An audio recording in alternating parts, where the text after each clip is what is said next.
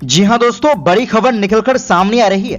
हज 2025 सऊदी हुकूमत का खास इंतजाम। रोबोट से लेकर हेल्थ ऐप तक हज को आसान बनाने के लिए सऊदी कर रहा एआई का इस्तेमाल। बताएंगे क्या क्या है सुविधा, बिल्कुल आसान अल्फाज में।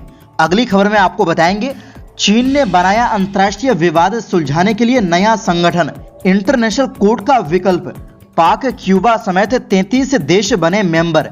इसी के साथ आपको बताएंगे ट्रंप के रक्षा मंत्री ने चीन को बताया क्षेत्र के लिए खतरा, तो चीन ने दिया जवाब, बोले आग से खेलना बंद करो अमेरिका। ताइवान को लेकर भी घमासान। तो बिना टाइम लेते हुए बात करते हैं खबरों की।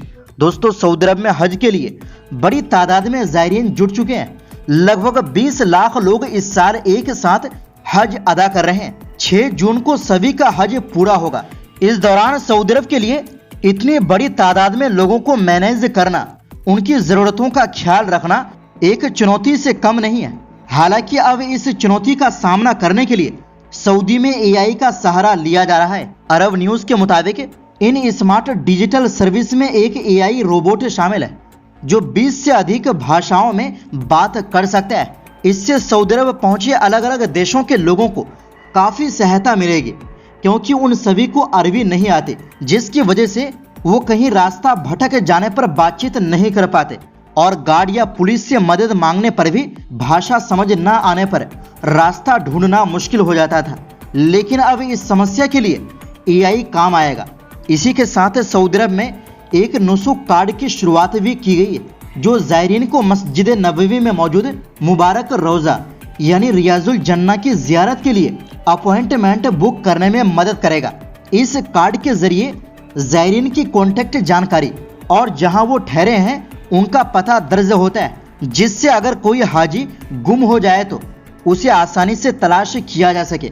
इस तकनीक से खोए हुए और लापता ज़ायरीन की तादाद में कमी आने की उम्मीद है।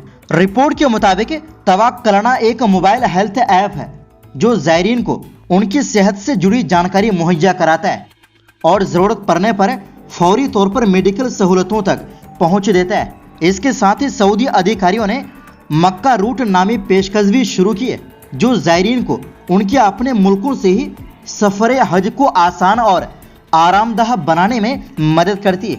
इसी सिलसिले में एक और अहम कदम उठाते हुए इस्लाम के सबसे मुकद्दस किताब कुरान करीम को पढ़ने और सीखने के लिए भी ऐप लॉन्च किया गया है, जिससे लोग और बेहतर तरीके से इबादत कर सकें। सऊदी अधिकारियों के मुताबिक अब तक 12 लाख से ज्यादा ज़ायरीन हज के लिए सऊदी अरब पहुंच चुके हैं। सऊदी अरब के हज मंत्री तौफीक अल रबिया ने जुमेरात को एएफपी से बात करते हुए बताया कि इस साल हज से पहले शदीद रेगिस्तानी गर्मी से बचाव के लिए अधिकारियों और इंतजामी अफसरों के दरमियान मुनासिब इंतजाम करने को लेकर बातचीत हुई थी। दरअसल पिछले साल हज के दौरान तेज गर्मी की वजह से कई अफराद की जानें चली गई थी, जिसके मद्देनजर इस साल पहले से ही एहतियाती कदम उठाए जा रहे हैं। हज मंत्री तौफीक अल रबिया ने बताया, एक बड़ी चुनौती जिसका हम हमेशा सामना करते हैं वो विभिन्न वर्षों से बढ़ता तापमान है, और ये एक ऐसा मुद्दा है जिसे हम काफी अहमियत दे रहे हैं। ये मुद्दा और भी गंभीर है क्योंकि पिछले साल भीषण गर्मी के कारण हज के दौरान 1300 से अधिक हाजियों की जानें चली गई थी, क्योंकि तापमान 51.8 डिग्री सेल्सियस तक पहुंच गया था। रबिया ने कहा कि इस साल अधिकारियों ने 40 से अधिक सरकारी एजेंसियों और 2,50,000 अधिकारियों को जुटाया है और गर्मी से संबंधित जोखिमों को कम करने के लिए अपने कोशिशों को दुगुना कर दिया है। वहीं दूसरी ओर चीन ने शुक्रवार को अंतर्राष्ट्रीय विवाद सुलझाने के लिए एक नया संगठन बनाया है। इसका नाम इंटरनेशनल ऑर्गेनाइजेशन फॉर मीडिएशन यानी IOMED है। इसे इंटरनेशनल कोर्ट ICJ और परमानेंट कोर्ट ऑफ आर्बिट्रेशन जैसे संस्थानों के विकल्प के तौर पर पेश किया गया है। मीडिया रिपोर्ट में यह बताया गया है इसमें 85 देशों और लगभग 20 अंतर्राष्ट्रीय संगठनों के करीब 400 बड़े अधिकारी शामिल हुए। इनमें से 33 देशों ने तुरंत हस्ताक्षर करके IOMED के संस्थापक सदस्य बन गए। चीन के सरकारी अखबार ग्लोबल टाइम्स ने IOMED को मध्यस्थता के जरिए अंतर्राष्ट्रीय विवादों को सुलझाने वाला दुनिया का पहला सरकारों के बीच का कानूनी संगठन यानी इंटर गवर्नमेंटल कानूनी संगठन बताया। हांगकांग में आयोजित एक हाई लेवल समारोह में चीनी विदेश मंत्री वांग यी ने IOMED की स्थापना के समझौते को औपचारिक रूप दिया। इंडोनेशिया, पाकिस्तान, बेलारूस, क्यूबा और कंबोडिया उन 33 देशों में शामिल थे जो चीन के साथ इस संगठन के संस्थापक सदस्य बने। IOMED का मुख्यालय हांगकांग में होगा। चीन के विदेश मंत्री वांग यी ने कहा कि हांगकांग खुद एक मिसाल है कि कैसे विवादों को शांतिपूर्ण तरीके से सुलझाया जा सकता है। हांगकांग सरकार के प्रमुख जॉन ली ने कहा कि उनकी सरकार IOMED को हर तरह से समर्थन देगी ताकि ये संगठन जल्द और भरोसेमंद हल निकाल सके। चीनी विदेश मंत्री वांग यी ने कहा कि चीन दुनिया के मुद्दों को बातचीत और समझदारी से हल करना चाहता है, लड़ाई झगड़े से नहीं। उन्होंने कहा IOMED की स्थापना तुम हारो मैं जीतूं की सोच को पीछे छोड़ने में मदद करेगी। इसका मकसद देशों के बीच और दूसरे देश के नागरिकों के बीच या अंतर्राष्ट्रीय व्यापारिक संगठनों के बीच विवादों को हल करना है। ये सिर्फ मध्यस्थता के जरिए अंतर्राष्ट्रीय विवादों को सुलझाने के लिए बनाया गया है। एक्सपर्ट को आशंका है कि चीन की इस पहल से कई विकासशील देशों और ग्लोबल साउथ में चीन का प्रभाव बढ़ सकता है। हालांकि इस संगठन के कामकाज को लेकर अभी कोई साफ जानकारी नहीं है। वहीं दूसरी ओर चीन ने शनिवार को अमेरिका को ताइवान के मुद्दे पर आग से ना खेलने की चेतावनी दी है।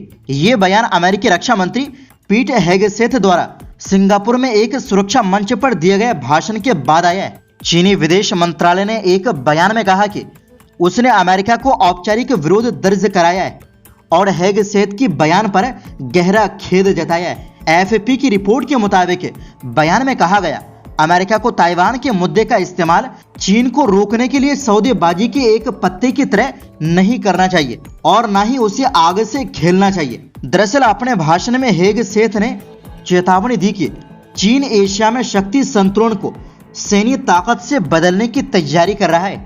उन्होंने ये भी कहा कि अमेरिका अपने हिंद प्रशांत क्षेत्र के सहयोगियों के साथ खड़ा रहेगा।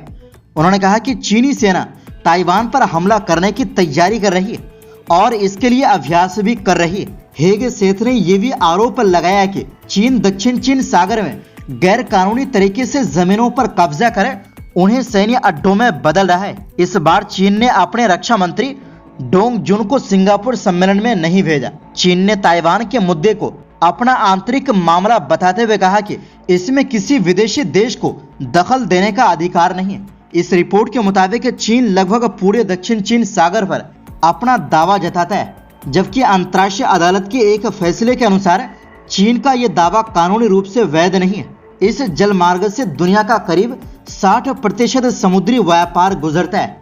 रिपोर्ट में बताया गया है चीन ने हाल के वर्षों में ताइवान पर सैन्य दबाव बढ़ाया है, जिसे वो अपना क्षेत्र मानता है, जबकि ताइवान एक स्वशासित द्वीप है। चीन ने ताइवान के चारों ओर बड़े पैमाने पर सैन्य अभ्यास किए हैं, जिसमें नौसेना की घेराबंदी और हमले का अभ्यास भी शामिल है। चीनी विदेश मंत्रालय ने यह भी कहा कि इस समुद्री मार्ग में कोई नेविगेशन से जुड़ी समस्या नहीं है।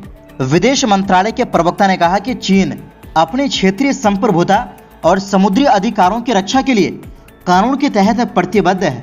चीन ने यह आरोप भी लगाया कि अमेरिका दक्षिण चीन सागर में हथियारों की तैनाती कर हिंद प्रशांत क्षेत्र को बारूद के ढेर में बदल रहा है। तो दोस्तों, फिलहाल के लिए इस रिपोर्ट में बस इतना ही। इस पर आपकी क्या राय है, कमेंट बॉक्स में जरूर दें।